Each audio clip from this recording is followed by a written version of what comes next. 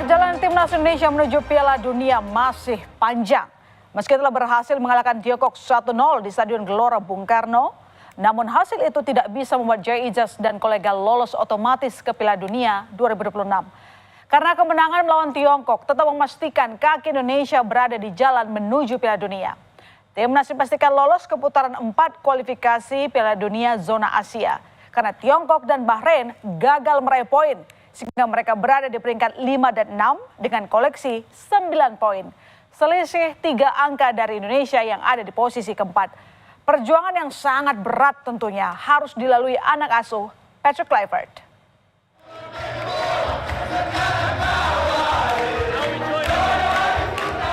Perayaan kemenangan atas Tiongkok dan keberhasilan lolos ke putaran 4 kualifikasi Piala Dunia zona Asia digelar di kediaman pribadi Presiden Prabowo Subianto di Kertanegara. Para pemain dijamu makan siang bersama.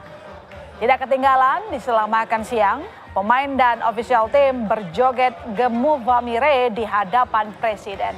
Dalam jamuan itu, Presiden Prabowo mengapresiasi perjuangan timnas saat melawan Tiongkok dan menitipkan pesan kepada timnas untuk fokus persiapan melawan Jepang.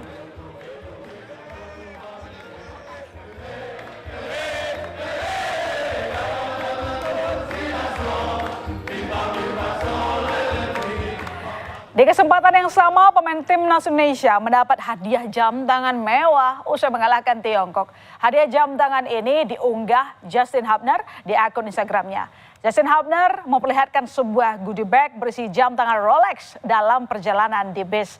Tak hanya Justin Hubner, para pemain seperti Pratama Arhan, Rizky Ridho, dan Nadeo antusias melihat hadiah jam tangan mewah tersebut. Wah, luar biasa sekali ya hadiah yang diterima pemain timnas ini. Lalu siapa saja calon lawan timnas di putaran 4? Calon lawan timnas di putaran 4 kualifikasi Piala Dunia zona Asia adalah tim-tim peringkat 3 dan 4 di putaran 3. Di antaranya adalah Uni Emirat Arab, Qatar, dan Irak. Sementara Oman dan Palestina masih akan menjalani satu pertandingan sisa untuk menentukan siapa yang lolos. Tak hanya Oman dan Palestina, Arab Saudi dan Australia akan berjumpa di pertandingan terakhir putaran ketiga. Laga itu juga akan menentukan siapa yang lolos otomatis ke Piala Dunia dan siapa yang lolos ke putaran keempat. Nantinya di putaran 4 akan terdiri dari 2 grup yang masing-masing diisi 3 tim. Juara grup akan langsung lolos ke Piala Dunia. Ya, ada negara yang pernah bertemu Indonesia, saudara. Salah satunya adalah Irak. Irak adalah salah satu tim yang tangguh. Indonesia pernah bertemu Irak di Piala Asia dan putaran kedua Piala Dunia zona Asia. Dan dari 3 pertemuan terakhir, Indonesia belum pernah meraih satu pun kemenangan. 3 pertemuan dimenangkan oleh Irak. Selain Irak, ada Arab Saudi yang juga pernah menjadi lawan Indonesia. Timnas punya catatan rekor bagus saat bertemu Arab di 2 laga terakhir.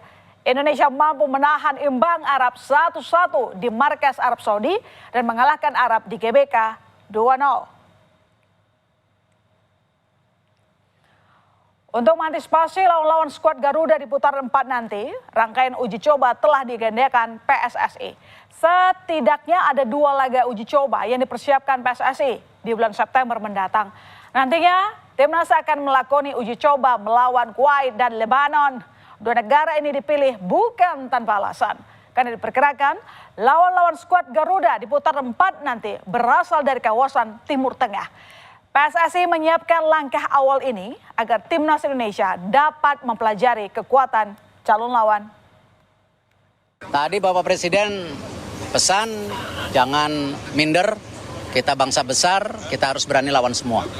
Dan tentu kenapa uji coba di bulan September melawan Kuwait dan Lebanon, karena kita akan melawan tim Timur Tengah. Ya, sempat beredar kabar timnas akan menambah pemain untuk memperkuat timnas. Namun hal itu dibantah oleh pelatih timnas Patrick Kluivert. Kluivert bilang ia tidak akan memanggil pemain baru di luar skuad yang sudah ada, saudara. Menurutnya materi pemain yang dimilikinya sekarang cukup baik. Bahkan Kluivert tetap akan membawa semua pemain yang ada ke Jepang. Nantinya dia hanya akan menambal sulam pemain yang terkena akumulasi kartu atau tidak bugar. I'm happy with the team at the moment. I'm happy with the players. I have enough players, so no, not going to add players. Better though, I'm going with all my players that I have here in this squad now. I'm going to take every player to Japan. I will not call nobody. I'm happy with the squad that I have, so this is good to work with. Apapun akan dilakukan PSSI agar timnas bisa bermain maksimal. Salah satunya berupaya menjadi tuan rumah putaran 4. Ketua Umum PSSI Erick Thohir menyebut Indonesia tengah berupaya jadi tuan rumah pada putaran keempat kualifikasi Piala Dunia 2026. Dan hal ini telah diajukan PSSI sejak 2 bulan lalu. Ya memang bukan perkara mudah. Apalagi ada Arab Saudi dan Qatar yang juga berupaya jadi tuan rumah. Meski peluang jadi tuan rumah tidak sebesar dua negara Timur Tengah itu, PSSI tetap berharap putaran keempat bisa digelar di tanah air. Saya melapor ke Bapak Presiden, ada Pak Mensesnek, ada Pak Setkap, untuk juga untuk bidding sebagai tuan rumah. Ya, siapa tahu kita masih bisa, walaupun kita tahu dominasi negara-negara Timur Tengah cukup kuat, ya sebagai tuan rumah ya kita coba. Ini kesempatan. Usai menundukkan Tiongkok di laga kandang, skuad Garuda tak bisa berlama-lama menggelar pesta kemenangan. Anak asuh Patrick Kluivert telah ditunggu tim Samurai Biru di laga terakhir putaran 3 kualifikasi Piala Dunia 2026. Posisi Jepang sebagai pemuncak klasemen tentu tak membuat gentar para punggawa timnas. Ada optimisme bahwa poin dapat diraih di pertandingan yang digelar di Suita Stadion Osaka 10 Juni nanti. Dan Sabtu siang, timnas Indonesia bertolak ke Jepang. 30 pemain dibawa pelatih Patrick Kluivert untuk persiapan menghadapi tim Samurai Biru. Dan untuk menjaga kondisi fisik pemain, skuad Garuda bertolak ke Jepang dengan menggunakan pesawat charter. Nantinya, laga kontra Jepang di Osaka akan jadi laga terakhir di grup C kualifikasi Piala Dunia zona Asia. Dan jelang menghadapi Jepang Selasa 10 Juni nanti, pelatih timnas Patrick Kluivert menyebut sudah menyiapkan strategi dalam menghadapi tim Samurai Biru. Patrick menyebut tim Jepang merupakan tim yang bagus sehingga bisa memimpin klasemen grup C kualifikasi Piala Dunia zona Asia. Meski demikian, timnas tetap menunjukkan tekad dan kemampuan di lapangan untuk menang di kandang lawan. Well, we have a game plan, but it's not convenient to tell it now. The most important thing is that the players need to know what they need to do. But we're going with a good feeling and show our heart for Indonesia on the pitch. Do you think Japan is a harder contender than China? Well, they showed their skill, of course. They're top of the group. They have a very good team, but we will show also the skills that we have, of course. To Japan, and we're going to focus on the last game because it's still important. But for sure, yeah, we are really happy that we already qualified for the next round. So, yeah, but what I said, we still have one more game and it's important for us. And yeah, starting from today, we're going to focus on Japan. Okay, thank you. Selain persaingan pemain di posisi tengah, posisi penjaga gawang juga tak kalah jadi sorotan. Dua kiper naturalisasi Martin Pas dan Emil Audero akan bersaing ketat untuk menjadi penjaga gawang utama timnas saat menghadapi Jepang. Emil Audero mencuri perhatian dalam debutnya bersama timnas Indonesia saat melawan Tiongkok 5 Juni lalu. Ia tampil impresif dengan beberapa penyelamatan krusial. Sementara Martin Pas sebagai penjaga gawang utama sudah bisa bermain kembali usai menjalani hukuman akibat akumulasi kartu kuning. Selain dua kiper tersebut, masih ada nama Reza Arya, Hernando Ari, dan Nadeo Argawinata yang juga tampil cukup bagus kala membela tim. Aduh, kira-kira siapa yang bisa mengisi posisi utama kiper timnas? Bisa jadi, ini jadi dilema tersendiri bagi pelatih Patrick Kluivert.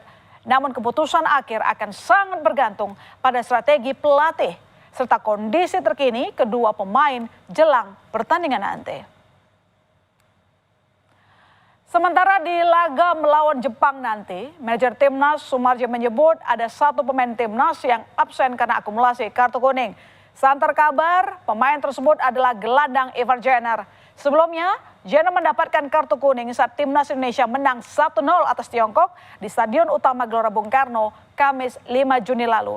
Meski demikian, Patrick Kluivert tetap akan membawa Ivar Jenner ke Jepang. Kalau memang benar Ivar Jenner absen membela timnas, lalu siapa sosok yang bisa menggantikan peran Ivar Jenner? Ada sejumlah pemain yang mengisi posisi lini tengah timnas seperti Tom Haye, Joy Pelopesi, Nathan Koayon hingga Ricky Kambuaya. Bisa saja ini tidak menjadi kendala bagi Patrick Kluivert untuk menentukan siapa pemain yang akan mengisi lini tengah timnas. Kita secara keseluruhan akan dibawa ke sana. Kalau berkaitan dengan yang absen, ada Ivar Jenner akumulasi. ya ada satu pemain yang akumulasi kartu, nanti akan kita umumkan. Perjuangan Garuda memang tidak mudah, namun semangat menuju Piala Dunia itu masih ada. Semoga usaha keras Jay Izzes dan keluarga berbuah manis agar mimpi anak bangsa tampil di Piala Dunia menjadi nyata. Dukungan pemain ke-12 menjadi suntikan semangat bagi para pemain. Semoga Indonesia menembus Piala Dunia. Saudara, usai jeda di berita utama, cekcok dengan istri seorang pria yang dalam keadaan mabuk nekat membakar rumahnya. Kami segera kembali.